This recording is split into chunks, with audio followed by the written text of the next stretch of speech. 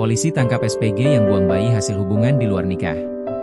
OMY, 23, seorang sales promotion girl, SPG, ditangkap polisi karena buang bayi yang baru dilahirkan hingga meninggal dunia.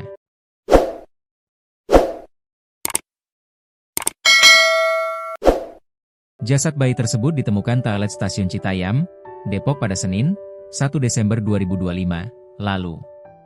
Melansir Tribun Depok, OMY mengaku bayi tersebut merupakan hasil hubungan di luar nikah dengan pacarnya yang kini meninggalkannya. Pelaku stres dan malu. Anak adalah hasil dari pacarnya yang kabur, jelas Kasih Humas Polres Metro Depok, AKP Made Budi, Senin, 8 Desember 2025. Kronologi penemuan bayi.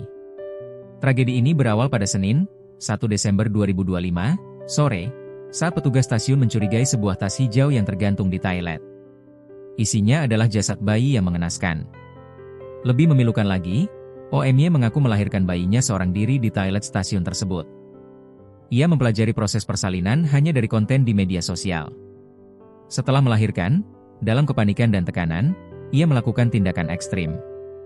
Malu akhirnya membunuh, direndam ke air, dan ditutup pakai kain, ujar AKP Made. Surat permintaan maaf dan penyesalan. Di dalam tas, polisi juga menemukan secarik surat yang berisi ratapan penyesalan sang ibu. Dengan hati hancur, ia meminta agar bayinya dikuburkan secara layak. Tolong bantu saya, siapapun Anda. Kuburkan anak saya dengan layak. Maafkan saya tidak mampu menjadi orang tua yang baik. Saya gagal merawat putriku ini, tulisnya. Saat ini, OMY diamankan di Unit Perlindungan Anak dan Perempuan, PPA, Polres Metro Depok. Ia menghadapi tuntutan berat atas perbuatannya. Pelaku dijerat dengan pasal 80 ayat 3 UU Perlindungan Anak dan atau pasal 341 KUHP dengan ancaman hukuman penjara maksimal 15 tahun dan denda hingga 3 miliar rupiah.